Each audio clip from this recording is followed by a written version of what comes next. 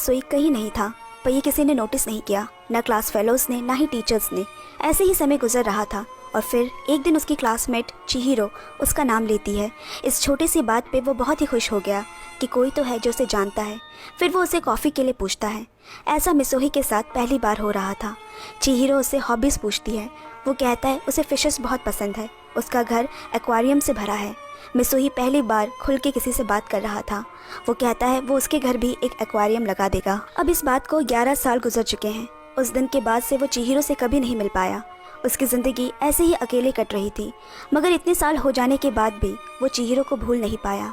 एक दिन उसे चिहिरो को ढूंढने का ख्याल आया और पता चलता है कि उसकी शादी किसी लोकल सिविल सर्वेंट से हो चुकी है। उसका एक बच्चा है और वो अपनी फैमिली के साथ सी साइड सब अर्बन एरिया में रहती है। मित्सुई सोचता है कि एक बार उसे देखकर वो चला जाएगा। वो उसके घर के सामने खड़े होकर उसके एक बार देखने का इंतज़ार कर रहा होता है। कुछ समय बाद चिहिरो उसके सामने से गुजरती है, पर बगल में खड़े मित्सुई को नहीं पहचानती।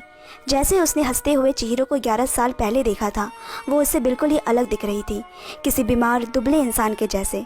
उसे देखकर मित्सुई को बुरा लगता है और फिर वो इरादा कर लेता है कि उसकी ज़िंदगी में क्या चल रहा है वो जानकर रहेगा। वो अपने एक्वेरियम सप्लाई स्टोर की जॉब छोड़कर चिहिरो के घर के ठीक सामने एक नई एक्वेरियम शॉप खोलता है और उसी शॉप के फर्स्ट फ्लोर पे रहने लगा। ग्रेजुएशन वाले फोटोग्राफ से चिहिरो की एक बड़ी सी फ़ोटो बनाता है। एक मैनिक्विन पे वही कपड़े पहनाता है जो उस दिन चिहिरो ने पहना था। उसी का परफ्यूम चारों तरफ छिड़कता है। इस तरह से वो फील करने लगता है कि चिहिरो अभी उसी के ही साथ है। उसके पास एक बाइनोकुलर होता है जिससे वो हर रात चिहिरो को देखा करता है। ऑब्सेस मित्सुई हर रात की तरह उस रात भी चिहिरो को देख रहा था और थोड़ी देर बाद चिहिरो का हस्बैंड उसे बुरी तरह से मारने पीटने लगा। ये जानने के लिए कि उसके साथ रात क्या हुआ था, वो अगले दिन फिर उसके घर के सामने पहुंचता है। चिहिरो की एक आंख की तरफ नीला निशान पड़ा होता है। उसे खुश करने के लिए मित्सुई उसके घर वाइट रोजेस का बड़ा सा गुलदस्ता भिजवाता है जिस पे कोई नाम नहीं, सिर्फ प्लीज़ बी हैप्पी लिखा होता है। अगले दिन चिहिरो को अपने शॉप पर देखकर मित्सुई सरप्राइज हो जाता है। वो उससे गप्पी फिश के बारे में पूछती है, लेकिन उसे अभी भी नहीं पहचान पाती। नई शॉप की ओपनिंग पे वो उसे फ्री फिश और एक्वेरियम सेटअप करने का ऑफर करता है, जिसे सुन चिहिरो खुश हो जाती है। जब फिश टैंक सेटअप करने के लिए उसके घर जाता है, चुपके से वो घर की चाबी उठा लेता है और उसकी डुप्लीकेट चाबी बनवा कर जब वो बाहर जाती है तब असली चाबी उसके घर रख देता है और साथ ही एक लाइटर बेडरूम में रखता है। लेकिन वो कोई नॉर्मल लाइटर नहीं होता, उसमें उसने बग फिट किया होता है जिससे वो वहाँ हो रही सारी बातें को सुन सकेगा। पूरी रात उसे चिहिरो के हस्बैंड द्वारा किए वायलेंस और गाली ही बस सुनाई देता। उसका हस्बैंड ऑफिस का सारा फ्रस्ट्रेशन चिहिरो पे निकालता। अपनी मर्दांगी और कहीं नहीं दिखा सकता तो अपनी बीवी के ऊपर दिखाता है। मित्सुई उस रिकॉर्डिंग को बार बार सुनता है। जैसे उसके बस में होता तो वो उसके हस्बैंड को अभी मारते। जब भी चिहिरो बाहर जाती वो उसके घर नकली चाबी से दाखिल होता, वहाँ रखी फिश टैंक को साफ करता, फिश को खाना देता और हफ्ते में एक बार लाइटर की बैटरी चेंज करता ताकि उसके हस्बैंड का ध्यान कभी लाइटर पे ना जाए, और हर रात चिहिरो पे हो रहे अत्याचार को सुनता। एक बार मित्सुई चिहिरो की गैर हाजिरी में उसके घर में घुसा, उसके बेडरूम में गया, बेड की जिस तरफ वो सोती है उधर लेट गया और उसकी गर्माहट को अंदर ही अंदर महसूस करने लगा। इससे पता चलता है कि वो उसको लेकर कितना ऑब्सेस्ड है। जब वो घर से निकलने लगा उसे याद आता है कि चाबी ऊपर रूम में छूट गई है।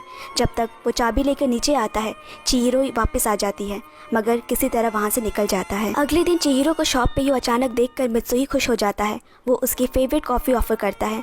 चिहिरो मन ही मन खुश हो जाती है और फिश का खाना लेकर चली जाती है। अब मित्सुई एक पल के लिए भी चिहिरो को अकेला नहीं छोड़ सकता और उस रात ही उसके दिमाग में एक क्रीपी प्लान आता है। अगले दिन जब चिहिरो बाहर होती है वो उसके बेड के नीचे छुपकर उसके आने का इंतज़ार करने लगता है। रात में जब उसका हस्बैंड दोबारा उसे टॉर्चर करता है, मारता है, बेड के नीचे पड़ा मित्सुई को बहुत ही दुख होता है। सुबह चिहिरो किचन में काम कर रही होती है और मित्सुई उसे ऊपर से देखता रहता है, पर उस दिन एक बहुत बड़ी गड़बड़ी हो गई। चिहिरो के हस्बैंड को वो नोट मिल गया जो मित्सुई हर हफ्ते फूलों के साथ भेजा करता था। वो नोट देखकर गुस्से में उसका हस्बैंड उसे इतना मारता है कि वो बेहोश हो गई। फिर वो उसे बाथ टब में खुले शावर के नीचे छोड़ देता है। बेड के नीचे छुपा मित्सुई को खुद पर गुस्सा आता है कि उसकी गलती की वजह से चिहिरो को इतना कुछ सहना पड़ा। उसके हस्बैंड के सो जाने के बाद वो बेड के नीचे से निकला, चिहिरो को बाथ टब से उठा के लिविंग रूम ले आया, उसके कपड़े चेंज किए और फिर गर्म ब्लैंकेट से ढककर वहाँ से चला गया। सुबह जब चिहिरो उठती है उसे यकीन हो जाता है कि उसके घर पर कोई आया था, क्योंकि उसे अपने हस्बैंड से तो इस चीज़ की उम्मीद नहीं।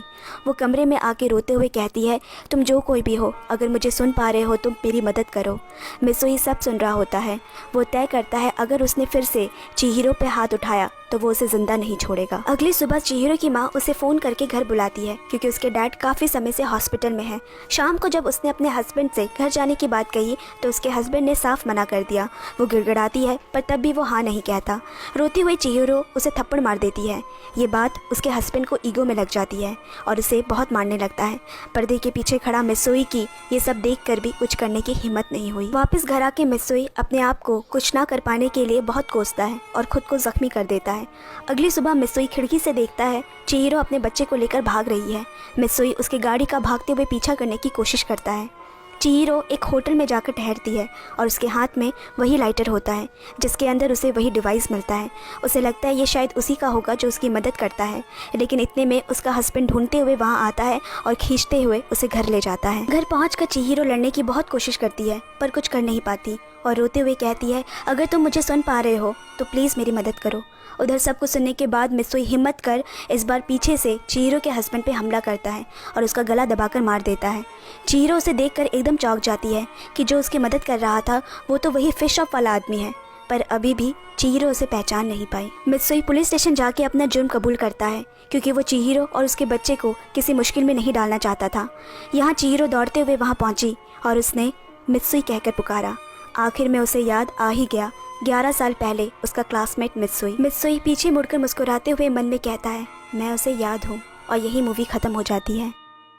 तो दोस्तों, आज की मूवी एक्सप्लेनेशन आपको कैसी लगी कमेंट डाउन। वीडियो को लाइक और चैनल सब्सक्राइब जरूर करें। एक और एक्सप्लेनेशन के साथ नेक्स्ट वीडियो में मिलते हैं। Till then bye bye friends and take care.